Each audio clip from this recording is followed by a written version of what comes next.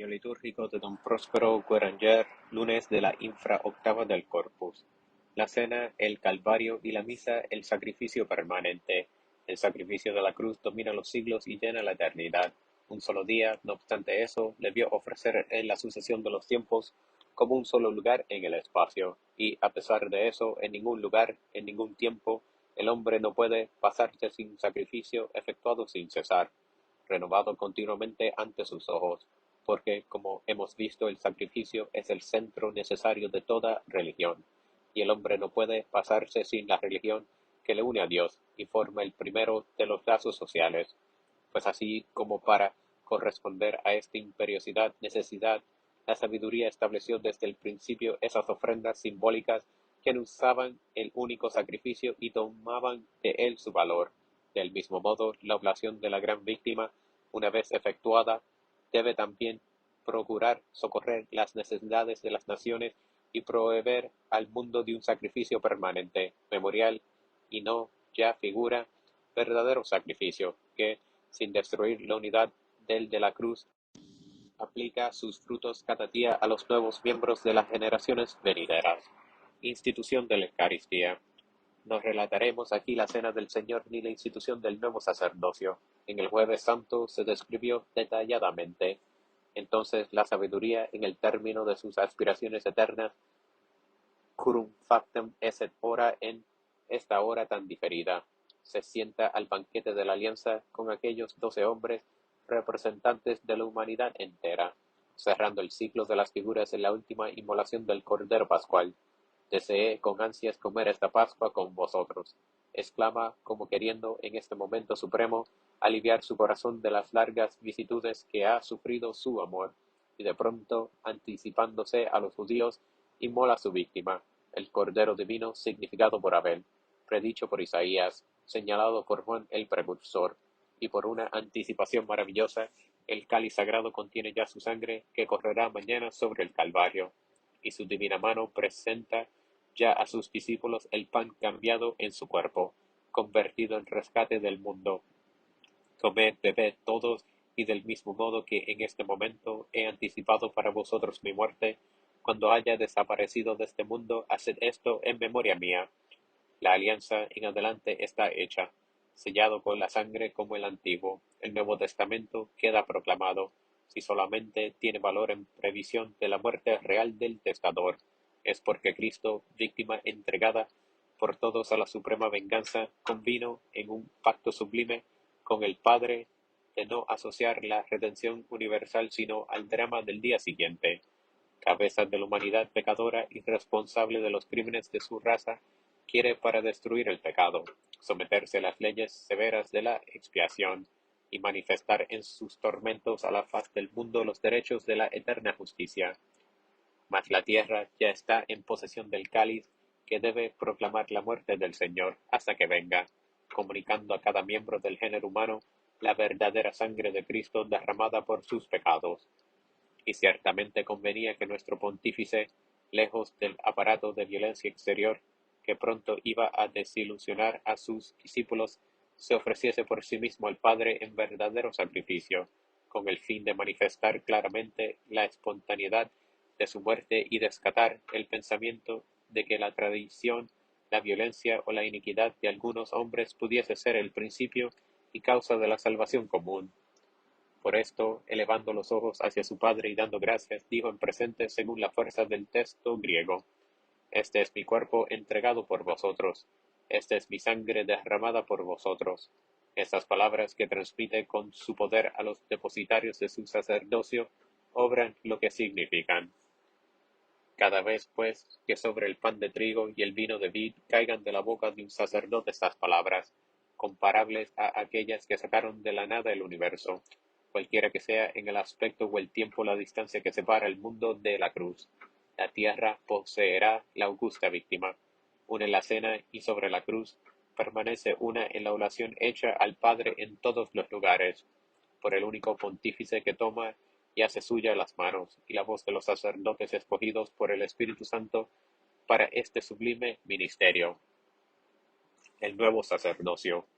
cuán excelsos han de ser estos hombres, escogidos por la imposición de las manos de entre sus hermanos.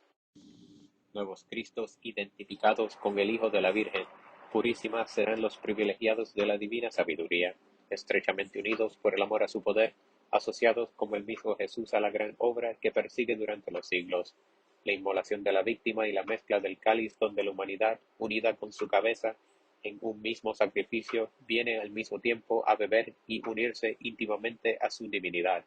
Cristo confía en la oblación que debe ampliar su sacrificio, inmortalizándole a las manos aún débiles de las que se dignan llamar sus amigos y hermanos.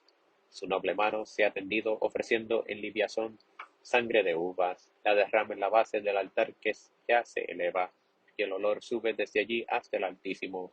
En este momento y desde el mismo cenáculo oyó los futuros cantos de triunfo que ensalzarían el divino memorial y a la salmodía sagrada que llenaría la iglesia de incesante y suave armonía. Vio a los pueblos postrados adorando al Señor su Dios en su presencia, y rindiendo al Omnipotente un homenaje en adelante ya perfecto. Entonces se levantó de la mesa del festín, salió y renovó su oblación, consumando su sacrificio con la sangre, queriendo manifestar por la cruz la virtud de Dios. El sacrificio de la Iglesia, bendita hora la del sacrificio, cuando el destierro parece menos pesado a la esposa de Cristo. Todavía sobre la tierra ya honra a Dios con digno homenaje y ve afluir en su seno los tesoros del cielo, porque la misa es su bien, su dote de esposa. A ella le toca regular la oblación, precisar las fórmulas y ritos y recibir sus frutos. El sacerdote es su ministro. Ella ruega, él inmola a la víctima y da a su oración un poder infinito. El carácter eterno del sacerdocio, impreso por Dios en la frente del sacerdote, le hace depositario del poder divino y coloca por encima de toda fuerza humana la validez del sacrificio ofrecido por sus manos. Mas no puede cumplir legítimamente esta oblación sino en la Iglesia y con ella. Con qué fidelidad la Iglesia guarda el testamento que la legó en el sacrificio la eterna y viva memoria de la muerte de Cristo en la última cena. Si se da a ella todo entero en el misterio del amor, el estado de inmolación en que se presenta a sus ojos, le advierte que debe pensar menos en regocijarse de su dulce presencia que en perfeccionar y continuar su obra, inmolándose con él. La Iglesia coloca a los mártires debajo del altar, porque sabe que la pasión de Cristo pide un complemento en sus miembros. Nacida en la cruz de su costado abierto, la desposó en la muerte, y ese primer abrazo que desde su nacimiento puso en sus brazos el cuerpo ensangrentado de su esposo, ha hecho pasar al alma de la nueva Eva el amor en cuyo seno se durmió el Adán celestial en el Calvario. Madre de los vivientes, la gran familia humana acude a ella con toda clase de miserias y sin número de necesidades. La Iglesia sabe valorizar el talento que le ha sido confiado. La misa cumple todas las necesidades. La Iglesia satisface por ella sus deberes de esposa y de madre, identificándose cada día más con la víctima universal, que la reviste de su infinita dignidad, adora a la Majestad Suprema y la da gracias, implora el perdón de las faltas antiguas y nuevas de sus hijos, y pide para ellos bienes temporales y espirituales. La sangre divina salta de su altar sobre las almas pacientes, templa la llama expiadora y las conduce al lugar de refrigerio, luz y paz. El Calvario y la Misa. Está en la maravillosa virtud del sacrificio ofrecido en la Iglesia, que los cuatro fines en que se arrume la religión entera, de adoración, acción de gracias, propiación, impetración, los consigue independientemente de las disposiciones del sacerdote o de aquellos que le rodean, porque la hostia es la que da el valor y la hostia del altar es la misma que la del Calvario, hostia divina igual al Padre, que se ofrece ella misma como en la cruz en una sola oblación por los mismos fines. El Creador del espacio y del tiempo no es su esclavo, lo muestra en este misterio, del mismo modo que ofrece el sacrificio en muchos lugares y en un mismo cuerpo y no muchos, dice San Juan Crisóstomo, así sucede con la unidad del sacrificio en las diversas edades. Solo el modo es distinto en la cruz y en el altar. Cruento en la cruz, incruento en el altar. La oblación permanece una en la aplicación. No obstante esta diversidad, la inmolación de la augusta víctima apareció en la cruz en su sublime horror, mas la violencia de los verdugos ocultaba a las miradas el sacrificio ofrecido a Dios por el Verbo encarnado en la espontaneidad de su amor. La inmolación se oculta a los ojos en el altar, mas la religión del sacrificio aquí se manifiesta y se desarrolla en todo su esplendor. La sangre divina dejó sobre la tierra que la bebió la maldición del deicidio, el cáliz de salvación que la Iglesia tiene entre sus manos, lleva consigo la bendición del mundo. ¿Por qué el mundo, que antiguamente se levantaba después de las tempestades, se lamenta ahora de una decadencia universal, donde la fuerza no existe sino en los castigos de Dios? Se agita en vano, sintiendo ceder con él a cada paso el brazo de carne que se ofrece a llevar su decrepitud.